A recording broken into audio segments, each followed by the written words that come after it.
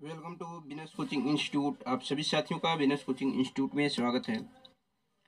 साथियों, जैसा कि हमने इससे पहले आपको हाइट एंड डिस्टेंस से कुछ इम्पोर्टेंट क्वेश्चन कराए थे और वो इम्पोर्टेंट क्वेश्चन आपके बोर्ड के एग्जाम में बार बार टकराने वाले क्वेश्चन थे।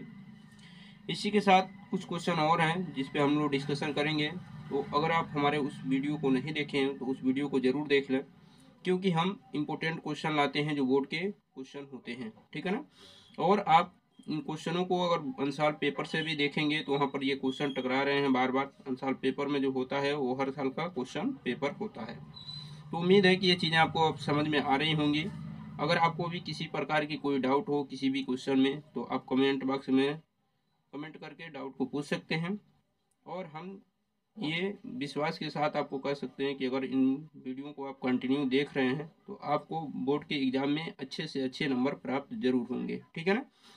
तो आप कंटिन्यू इस वीडियो को देखते रहिए। चलते हैं, शुरुआत करते हैं। कुछ और इम्पोर्टेंट क्वेश्चन जो 6 नंबर के बनते हैं उस पर हम आज डिस्कशन करेंगे। ये 6 नंबर वाले दोनों क्वेश्चन आपको स्क्रीन पर दिखाई दे रहे हैं।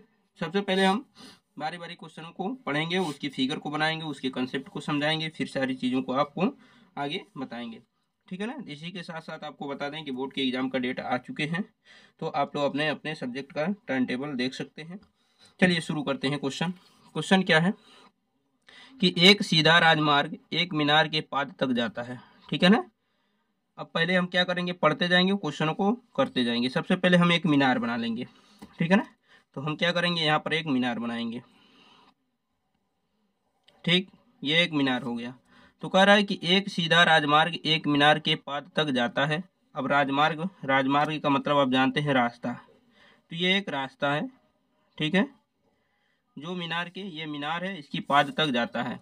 ठीक है, आगे देखिए। मीनार के शिखर पर खड़ा एक आदमी एक कार को 30 अंश के अवनमन कोण पर देखता है जो मीनार के पाद की ओर एक समान चाल से जाता है। ठीक है ना। अब देखिए यहाँ पर कोई कार खड़ा है और व्यक्ति क्या करता है, मीनार के शीर्ष से यानी ऊपर से क्या करता है, इस कार को देखता है।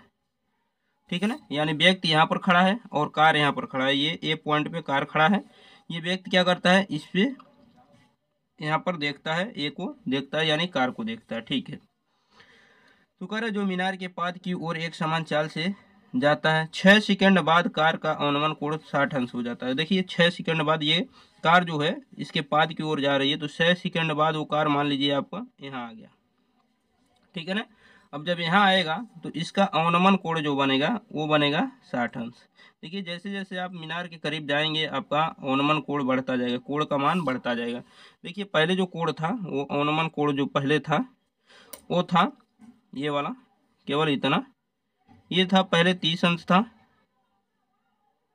अब इसके और करीब गए तो ये अवनमन कोण पूरा हो जाएगा और ये हो जाएगा 60 अंश। ठीक है ना, बाहर बना रहा है, ये 60 अंश हो जाएगा। तो अवनमन कोण के लिए पहले के लिए यहाँ पर 30 अंश आप उन्नयन कोण दिखा देंगे और यहाँ पर दिखा देंगे 60 अंश ये उन्नयन कोण, क्योंकि अवनमन कोण और उन्नयन कोण दोनों बराबर होते हैं। ये चीज़ें हमने आपको बताया है। उसके बाद देखिए 60 अंश हो गया। इस बिंदु से मीनार के पाद तक पहुँचने के में कार द्वारा लिया गया समय। अब देखिए कार यहाँ पर आ गया बी पर।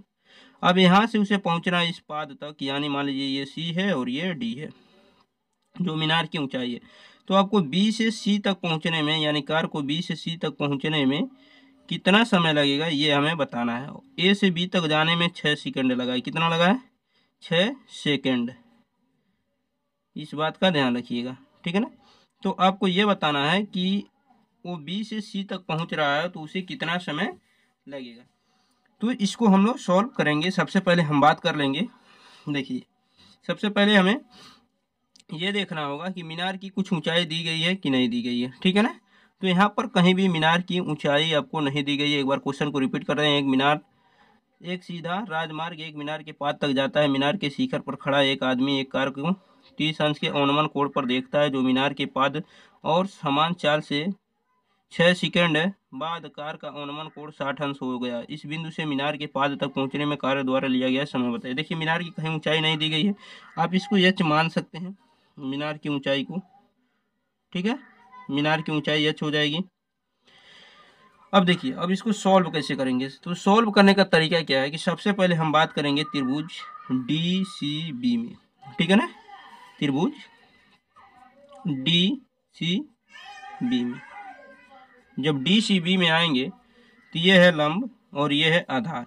तो हम क्या करेंगे, लंब बटे आधार करेंगे, लंब बटे आधार। जैसे ही हम लंब बटे आधार करेंगे आपको क्या मिलेंगे, देखिए जैसे लंब बटे हमने आधार किया तो मिला क्या, ये लंब है और ये आधार है, तो लंब बटे आधार tan थीटा, और tan थीटा का वैल्यू क्या है 60 डिग्री। यहाँ से h/x हो जाएगा और tan 60 डिग्री का वैल्यू होता है √3। ठीक है ना।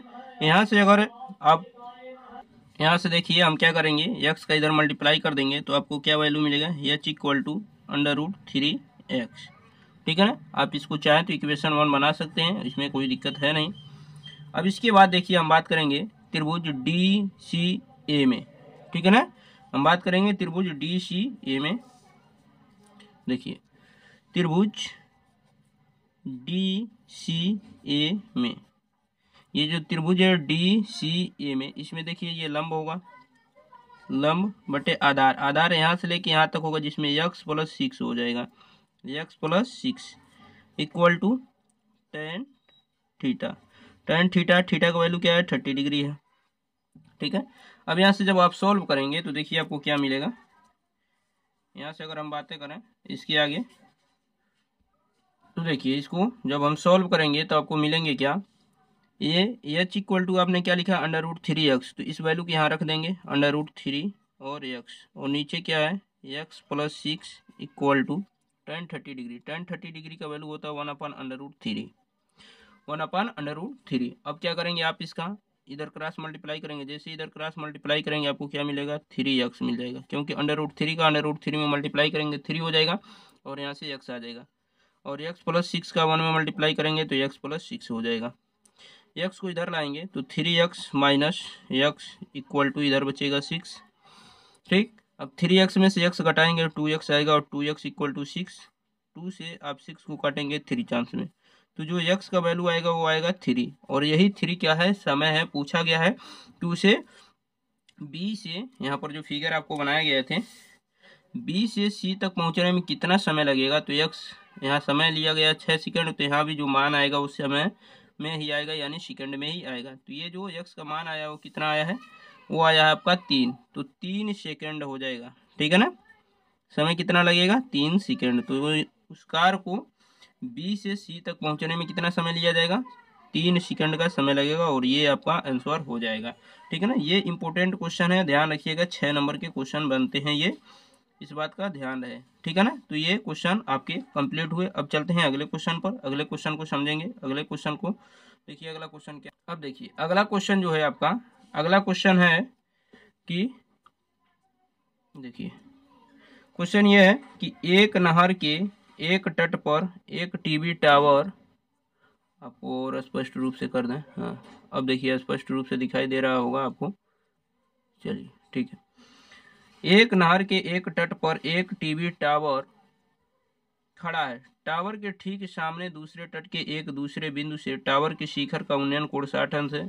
इसी तट पर इसी बिंदु से 20 मीटर दूर इसी रेखा पर एक अन्य बिंदु से टावर के शिखर का उन्नयन कोण 30 अंश है। टावर की ऊंचाई और नहर की चौड़ाई ज्ञात कीजिए। सबसे पहले हम इसकी फिगर को बनाएंगे और उसके बाद क्वेश्चनों को सॉल्व करेंगे। तो पहले फिगर इसके बनाते हैं। देखिए यहाँ पर फिगर हमने बनाया है। फिगर में क्या कहा गया है, क्वेश्चन में यही कहा गया है कि एक टावर है, इस टावर की ऊंचाई क्या है ये नहीं बताई गई है, तो इस टावर की ऊंचाई हम h मान लेते हैं। ठीक है। कह रहा है कि एक टावर है जो नदी के एक किनारे पर खड़ा है, ये नदी है, यहाँ से यहाँ तक नदी है, इसके एक किनारे पर खड़ा है ये टावर, जिसकी ऊंचाई h है। नदी के किसी बिंदु C से इस टावर को देखा जाता है, यानी इसके शीर्ष को, और फिर बिंदु D से भी इसके शीर्ष को देखा जाता है। C और B के बीच की जो दूरी है वो 20 मीटर है, और ये है नदी। नदी कहाँ से है, C और B के बीच की जो दूरी है यही नदी है। ठीक है ना। तो ये नदी की चौड़ाई आपसे पूछी गई है और इस टावर की ऊंचाई पूछी गई है। ठीक है ना। तो नदी की चौड़ाई को हमने x माना है, टावर की ऊंचाई को h माना है। अब यहाँ पर कुछ चीजें ध्यान रखनी है कि उन्नयन कोण जो है, उन्नयन कोण 60 अंश है और 30 अंश है। देखिए जब दूर से आप देखेंगे तो उन्नयन कोण 30 अंश बनेगा, और जब नजदीक से देखेंगे तो उन्नयन कोण 60 अंश बनेगा। ठीक है ना। इस शीर्ष को ही देखा जा रहा है। अब हमें क्या बताना है कि टावर की ऊंचाई बतानी है, नदी की चौड़ाई बतानी है। तो देखिए इसको सॉल्व करने के तरीके क्या है। सबसे पहले हम क्या करेंगे, त्रिभुज ABC की बात करेंगे। किसकी बात करेंगे, त्रिभुज ABC। देखिए ये 6 नंबर के क्वेश्चन बनते हैं, इस बात का ध्यान रखिएगा। ABC में ये लंब हो जाएगा और ये आधार हो जाएगा। तो हम बात करेंगे लंब बटे आधार, यानी ये चपान x, तो बनेगा tan theta. tan theta, theta का वैल्यू क्या है 60 डिग्री। यहाँ से अगर सॉल्व करें आप तो ये चपान x इक्वल टू tan 60 अंश, tan 60 अंश का वैल्यू होता है √3, √3। अब यहाँ से देखिए जब आप इसको और सॉल्व करेंगे तो आपको क्या मिलेंगे, यहाँ पर √3 आपने निकाल लिया। अब देखिए h का अगर वैल्यू निकालें तो x का इधर मल्टीप्लाई करना होगा, √3x बन जाएगा। इसको आप इक्वेशन 1 बना सकते हैं। अब हम बात करेंगे त्रिभुज ABD में, त्रिभुज ABD में, ठीक है ना। अब ABD में ये A है, ये B है और ये D है, तो ये होगा लंब, पूरा लंब होगा। तो लंब बटे ये आधार यहाँ से लेके यहाँ तक होगा, जो क्या होगा 20 + x, ये क्या हो जाएंगे आधार। तो लंब बटे आधार क्या बनता है tan थीटा। तो tan थीटा, थीटा का वैल्यू क्या है 30 डिग्री। अब यहाँ से h का वैल्यू आप जानते हैं √3, लेकिन फिलहाल अभी रखेंगे हम 20 + x equal to tan 30 degree का वैल्यू होता है 1/√3, ठीक है। इसको और हम सॉल्व करेंगे तो देखिए आपको क्या मिलेंगे। इसके आगे जब आप सॉल्व करेंगे इसको तो देखिए आपको क्या मिलेंगे, h का वैल्यू √3x है, इसको हम यहाँ रख देंगे √3x upon 20 + x equal to 1/√3। जब √3 का हम √3 में मल्टीप्लाई करेंगे तो ये बन जाएगा 3, उसके साथ ये x हो जाएगा, और 20 + x का 1 में मल्टीप्लाई करेंगे तो 20 + x हो जाएगा। जब x को हम इधर लाएंगे तो क्या मिलेगा 3x - x इक्वल टू 20। यहाँ से 3x में से x घटेगा तो 2x आएगा, 2x इक्वल टू 20, 2 से ये कटेगा तो आएगा 10। तो x की वैल्यू क्या है 10, और x की वैल्यू जो है वही क्या है नदी की चौड़ाई है। BC क्या है नदी की चौड़ाई है और वही x है, ठीक है ना। अब x का मान आप इक्वेशन 1 में रखेंगे तो x का मान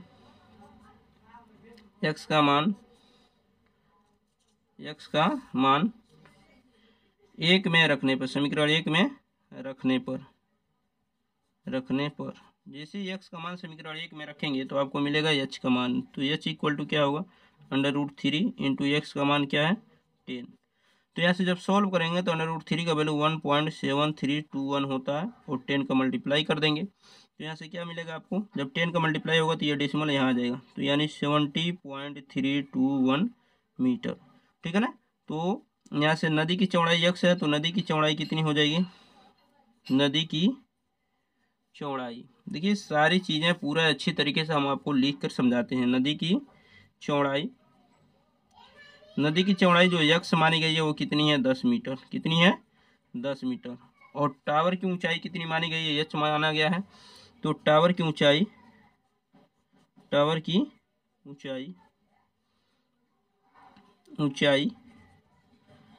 देखिए टावर की जो ऊंचाई होगी वो कितनी होगी 17.321 मीटर, ठीक है ना। तो ये टावर की ऊंचाई हो जाएगी। उम्मीद है कि ये सारी चीज़ें आपको अच्छी तरीके से समझ में आ गई होंगी। ये देखिए 6 नंबर के इम्पोर्टेंट क्वेश्चन है। ये इम्पोर्टेंट क्वेश्चन आप देखेंगे कि जो भी अनसॉल्व पेपर हैं या बोर्ड के पेपर आप उठा के देखेंगे तो उसमें ये क्वेश्चन आए हुए हैं। तो इस बात का ध्यान रखिएगा, आप पूरे वीडियो को कंप्लीट देखा कीजिए। वीडियो में जो चीज़ें आपको अगर नहीं समझ में आ रही है तो रिपीट करके देखिए। अगर उससे के बावजूद भी चीज़ें नहीं समझ में आ रही तो आप कमेंट बॉक्स में हमसे पूछ सकते हैं, और कंटिन्यू हम बोर्ड से संबंधित जो भी इंपॉर्टेंट क्वेश्चन बन सकते हैं टॉपिक वाइज हम इसको सॉल्व करा रहे हैं। इसके बाद हम अनसॉल्व पेपर को भी सॉल्व कराएंगे, और मैथ के साथ साथ हम फिजिक्स के भी क्वेश्चनों को यहाँ पर हम पूरे कंसेप्ट के साथ कराते हैं। तो आप लोगों को वीडियो कैसा लगा कमेंट बॉक्स में आप लोग जरूर बताइएगा। जो लोग चैनल पे नए हों चैनल को सब्सक्राइब करें, अपनी बोर्ड की अच्छी तरीके से तैयारी करें। मिलते हैं नेक्स्ट वीडियो में, तब तक के लिए अपना ख्याल रखिए, धन्यवाद।